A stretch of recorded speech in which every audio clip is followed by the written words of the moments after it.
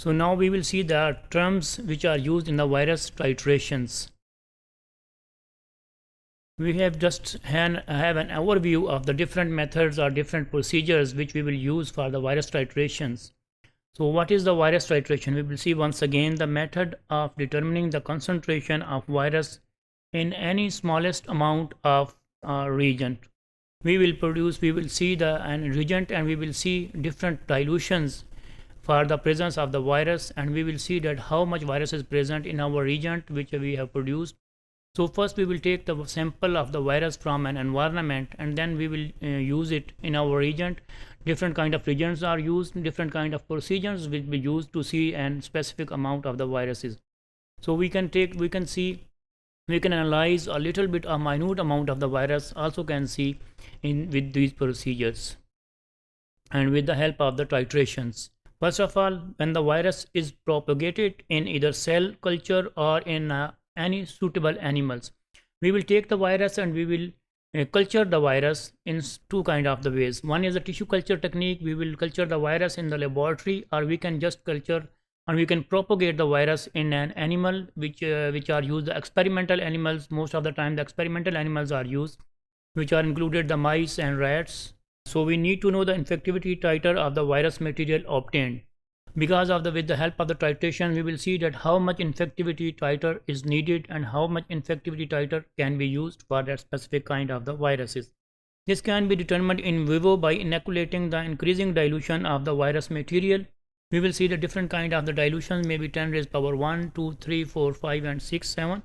And then the susceptible host animals such as laboratory mice, and based on the mortality, we can see that how much virus is present inside that animal or inside the tissue culture technique.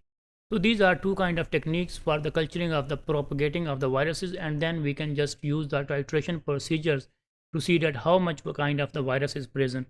Just see in the diagram given here, the herpes simplex virus has been propagated in the laboratory, and we can see it, and we can see if we are going to see the titration method, or we can see the concentration of the method at how much virus is present, and we can see it with different procedures. We will see in detail later.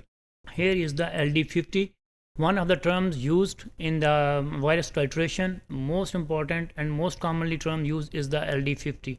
It is also called as lethal dose 50. We can use for different titration methods the infectivity titer, which is the reciprocal of highest dilution, and it is going to show 50% of the mortality in the inoculated mice, and this is also expressed as LD50 per ml.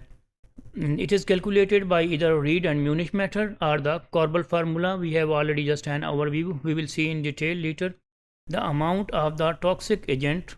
The toxic agent can be any poison, or in this form, in this way we will use the virus as an toxin agents, or the radiation that is sufficient to kill about 50% of the population of the animals, usually within the time, also called as median lethal dose.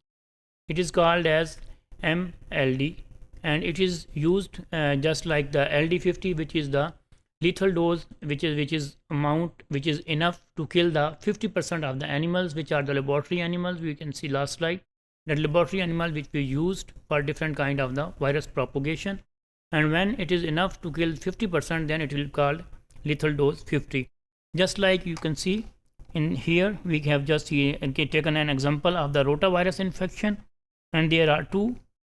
One is the infected virus and other is the uninfected, or we can see it as a control. We can take it as a bottom, and on the top it is the infected viruses. So here you can see when there is the lethal dose 50, about 50% of the viruses are going to be killed. Then this is the top slide, and you can see that how much viruses, and then the bottom, which is uninfected, and just the normal viruses are here. So you can see in the form of the lethal dose 50 how the viruses will looks like, as an example of the rotavirus. Now there is the titer, different kind of titers we use. First of all, we use the serial dilution. Just we have already have looked that we will take the dilutions of 10 raised power 1, 10 raised power 2, 10 raised power 3, or the 4.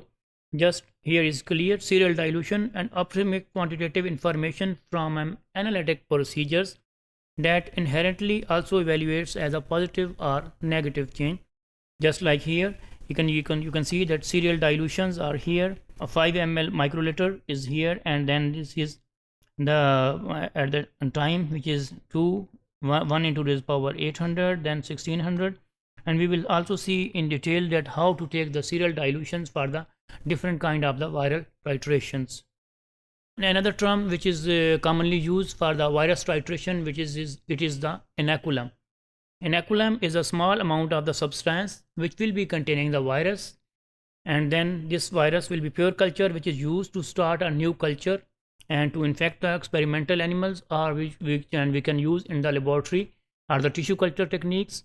Anyway, we are going to propagate the virus. We need the inoculum, and inoculum is the smallest part of the virus or smallest part of the antigen, which is going to be used to propagate the virus for further processing or for further the experimental analysis. Then the concentration. How much concentration is very common term, and it is also used for a lot of other purposes. That how much concentration of any specific substance is present in some specific kind of the liquid, or the measure of the amount of subcomponents in a solution. Subcomponent here for the titration purpose, for the viral titration, the subcomponent will be in the form of the virus here. So in the concentration type, we will see that measure of the amount of the subcomponent, which is the virus, in any solution which we are going to use.